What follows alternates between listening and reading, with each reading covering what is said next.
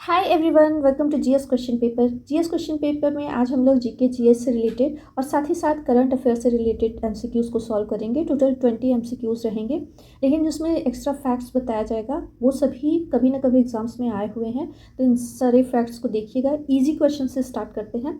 First है, अकबर ने किस विजय के उपलक्ष्य में फतेहपुर सीकरी में बुलंद दरवाजे का निर्माण करवाया था? तो आपको बता दें 1575 में, यहाँ 1575 में बुलंद दरवाजे का निर्माण गुजरात विजय, बी ऑप्शन हम लोगों का सही होता है। गुजरात विजय के उपलक्ष्य में अकबर ने फतेहपुर सीकरी में बुलंद दरवाजे का निर्माण करवाया था। कब करवाया था? तो ये 1575 ईस्वी में। यहाँ पे एक्स्ट्रा फैक्ट्स है, आप लोग देख ही रहे होंगे। इससे क्या होता है, आपके ये चीज़ें ज़्यादा टाइम के लिए मेमोराइज हो जाती हैं।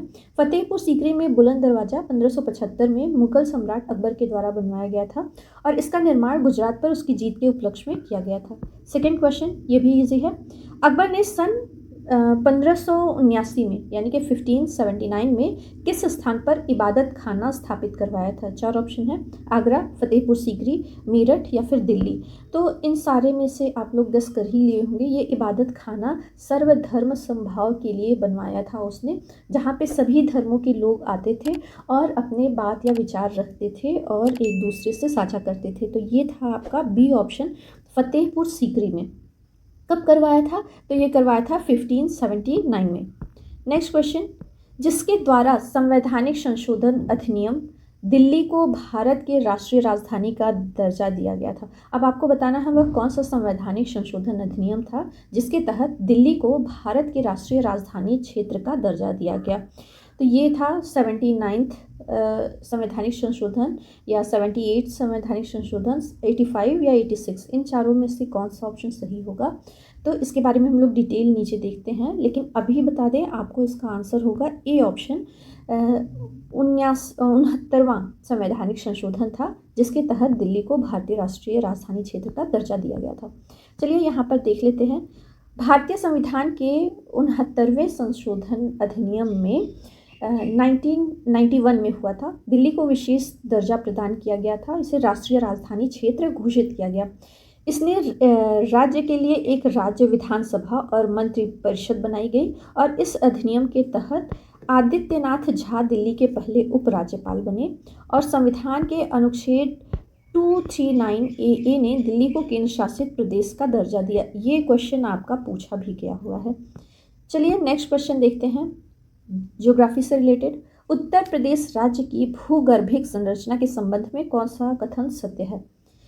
यह प्राचीनतम, अब ये यूपी से रिलेटेड है आपका, तो देखिएगा। यह प्राचीनतम गोंडवाना लैंड महाद्वीप का भूभाग है या फिर दक्षिण के पठारी भाग का निर्माण कैम्ब्रियन युग में हुआ था और बुंदेलखंड में मिलने वाली नीस चट्टानों में कई प्रकार के खनिज पाए जाते हैं, उपयुक्त सभी। इन चारों में से कौन सा ऑप्शन सही होगा? आप लोग गेस कर लीजिए।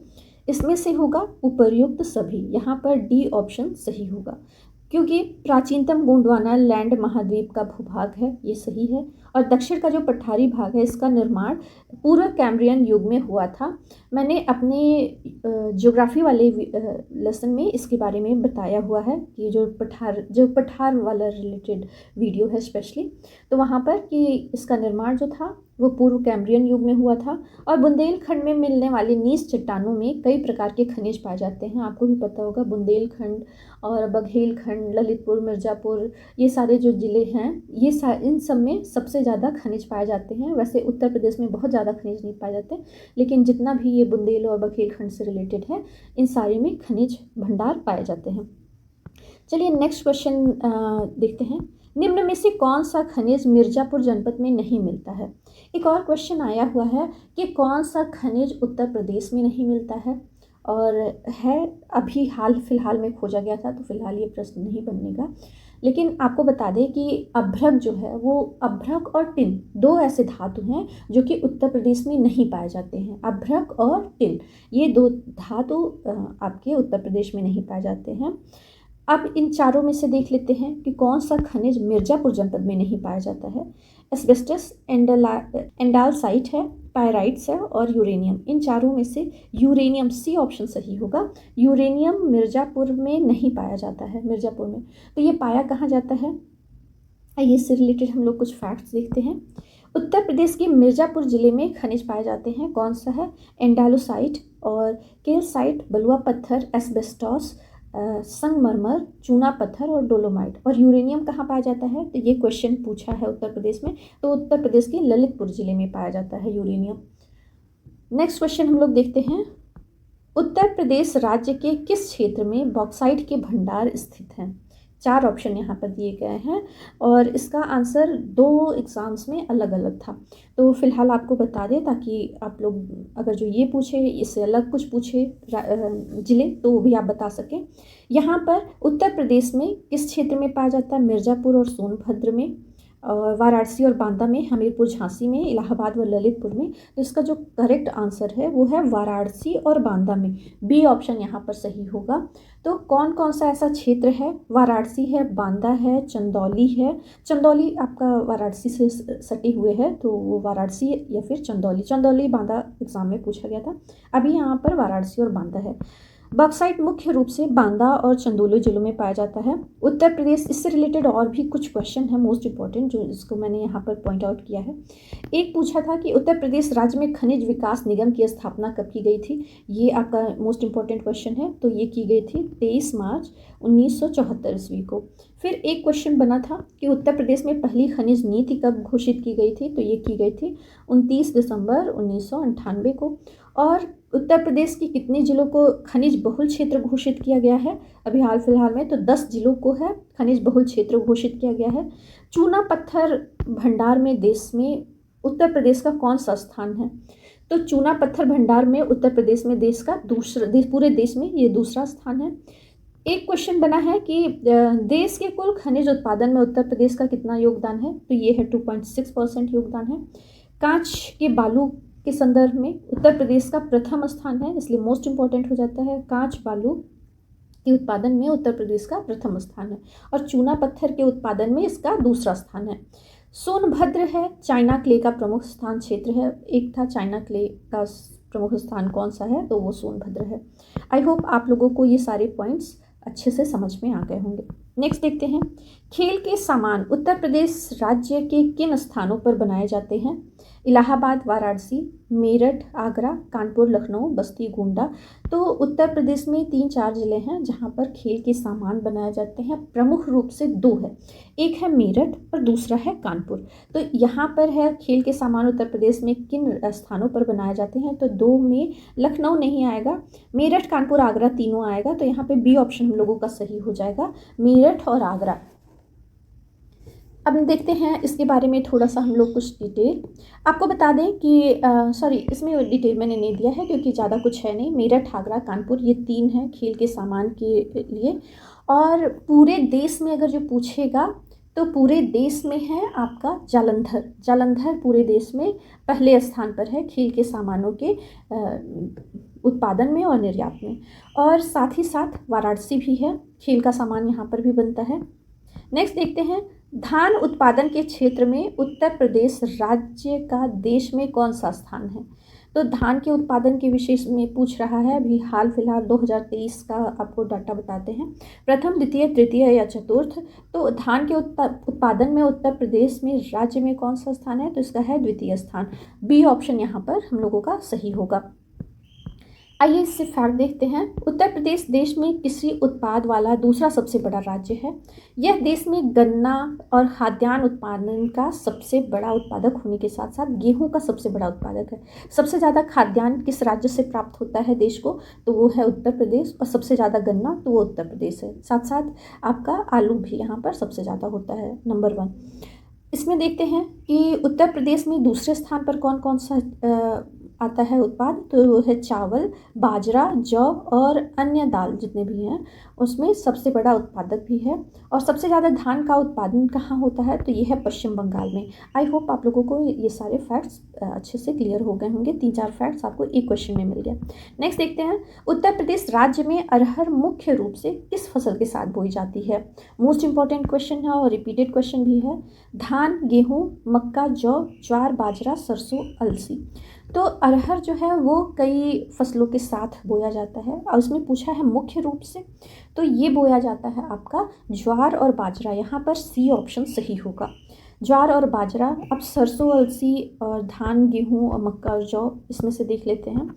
दलहनी फसलों में हमारे प्रदेश में चने के बाद अरहर का स्थान है और यह फसल अकेली दूसरी फसलों के साथ साथ भी बोई जाती है। प्रमुख रूप से ज्वार, बाजरा जो भी ऑप्शन में था, इसके साथ उर्द, कोदो, बगरी धान, मूंगफली, तिल, कपास, इन सब के साथ ये अरहर बोई जाने वाली फसल है। नेक्स्ट देखते हैं क्वेश्चन।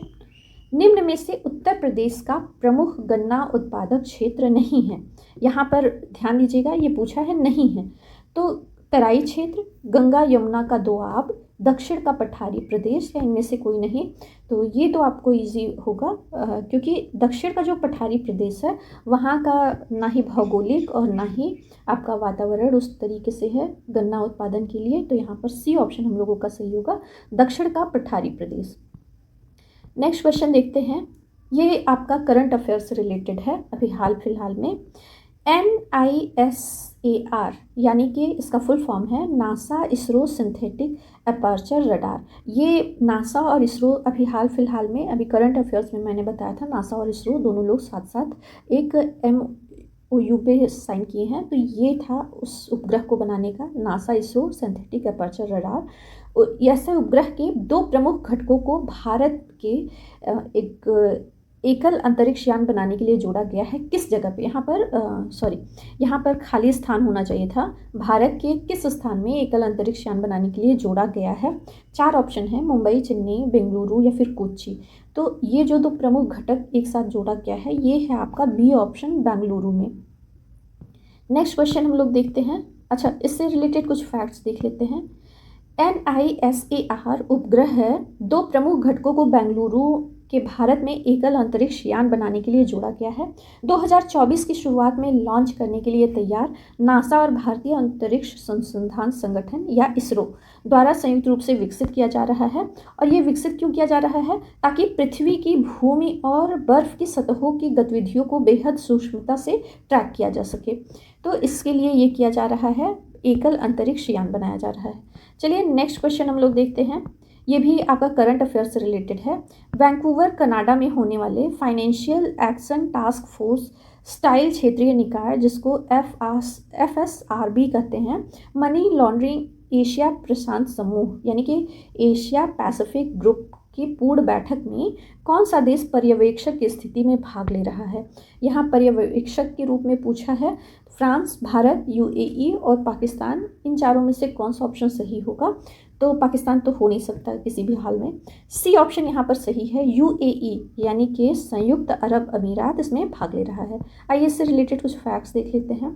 संयुक्त अरब अमीरात इस सप्ताह वैंकूवर, जो कि कनाडा में होने वाले financial action task force style क्षेत्रीय निकाय, जिसको FSRB भी बोलते हैं, मनी लॉन्ड्रिंग पर एशिया प्रशांत समूह यानी कि एशिया पैसिफिक ग्रुप की पूर्ण बैठक में पर्यवेक्षक की स्थिति में भाग ले रहा है। नेक्स्ट क्वेश्चन देखते हैं। अब ये साइंस से रिलेटेड है। वह कौन सा परमाणु है जो इलेक्ट्रॉनों को न तो प्राप्त कर सकता है और न ही खो सकता है? आप लोग इलेक्ट्रॉनिक संयोजन के बारे में पढ़े होंगे साइंस में। वायुमंडलीय, निष्क्रिय, अधातुमय या धातुमय।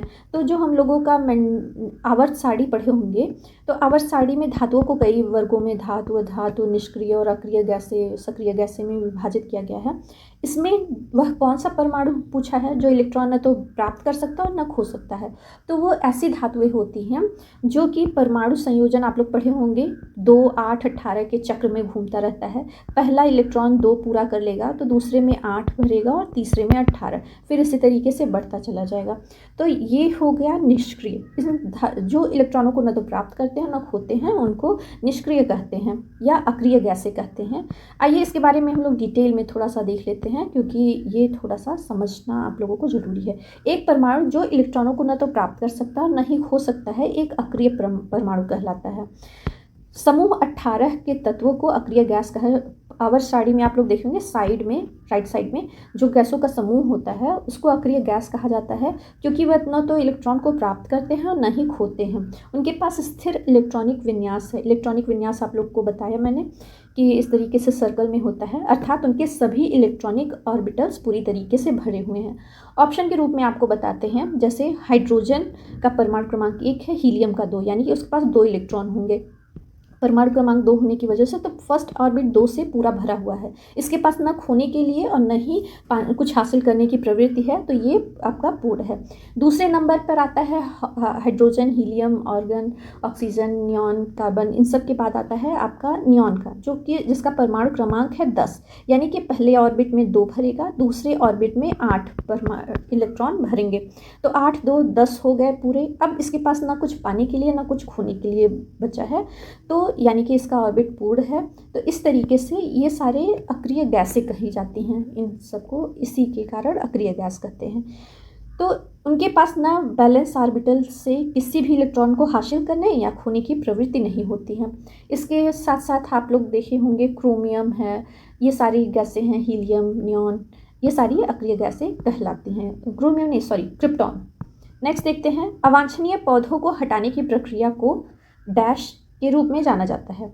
बुआई के रूप में, या फटकारने के रूप में, या निराई के रूप में, या भूसी निकालने के रूप में। तो बुआई मतलब खेतों में जा कर के बोने को कहते हैं। तो यहाँ पे अवांछनीय पौधा हटाना नहीं है।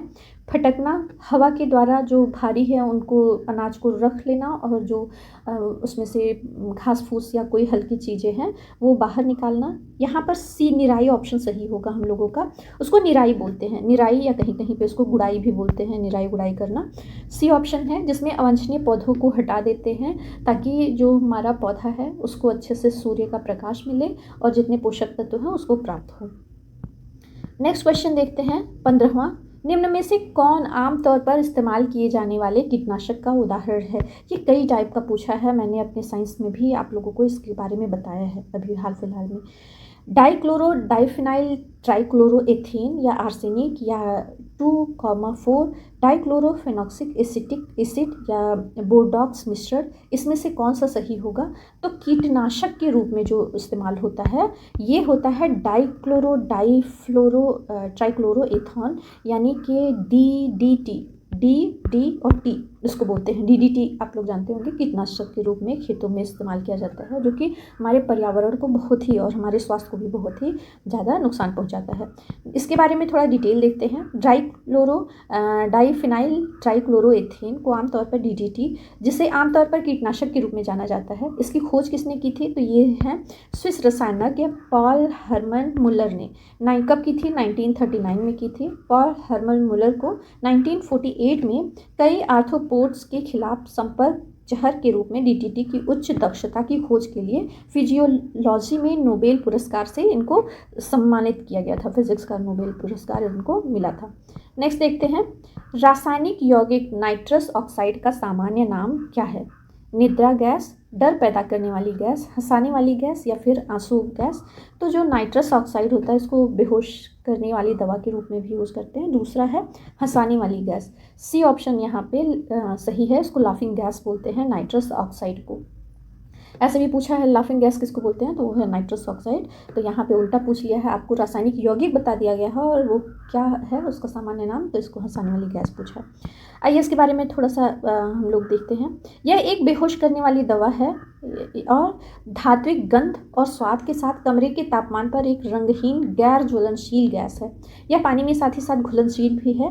नाइट्रस ऑक्साइड की बात करें तो अपने संवेदनाहारी, यानी कि आप बेहोश करने वाला और दर्द को कम करने वाले प्रभाव के कारण खासकर सर्जरी में और दंत चिकित्सा में यह महत्वपूर्ण चिकित्सकीय योगदान देता है। लाफिंग गैस का आविष्कार किसने किया था, तो सर हम्फ्री डेवी ने किया था। नींद की गैस किसको बोलते हैं, ऑप्शन में था यहाँ पर नींद की गैस और अश्रु गैस। इसके बारे में देखते हैं। नींद की गैस बोलते हैं हेलोथेन वॉस्प को यहाँ पर। और एक पूछा हंसाने वाली गैस नाइट्रस ऑक्साइड तो है ही। अश्रु गैस है 2- क्लोरोबेंजामलोनी ट्राइल, ये है आपका अश्रु गैस। बुक्सा जनजाति उत्तर प्रदेश से रिलेटेड जीके। बुक्सा जनजाति को उत्तर प्रदेश की अनुसूचित जनजाति कब घोषित किया गया था, 1952 में, 1964 में, 1967 में, या 1975 में। तो बुक्सा जो जनजाति है उसको उत्तर प्रदेश की अनुसूचित जनजाति घोषित किया गया था 1967 में। यहाँ पर सी ऑप्शन सही होता है हम लोगों का। इसको 1967 में अनुसूचित जनजाति घोषित कर दिया गया था। एक क्वेश्चन और, अवध क्षेत्र में रामनवमी पर्व के अवसर पर किस नृत्य का आयोजन किया जाता है, नौटंकी, जोगिनी, शायरा, या छपेली। तो ये किया जाता है अवध में रामनवमी के पर्व पर जोगनी, बी ऑप्शन यहाँ पर सही है। जोगनी नृत्य विशेषकर रामनवमी के अवसर पर किया जाता है और इसके अंतर्गत साधु या कोई अन्य पुरुष महिला रूप धारण करके नृत्य करते हैं और यह नृत्य अवध क्षेत्र में किया जाता है। मोस्ट इंपॉर्टेंट क्वेश्चन 19 है, राजकीय बौद्ध संग्रहालय उत्तर प्रदेश के किस शहर में स्थित है। इसके साथ साथ जैन संग्रहालय भी पूछता है, तो जैन संग्रहालय बता दें मथुरा में है। और अब बौद्ध संग्रहालय के बारे में पूछा गया है, तो उत्तर प्रदेश में 2 बौद्ध संग्रहालय हैं। यहाँ पर एक है गोरखपुर में, वाराणसी में, इलाहाबाद में, लखनऊ में। तो राजकीय बौद्ध संग्रहालय जो सबसे पुराना है वो है आपका ए ऑप्शन, गोरखपुर में स्थित है।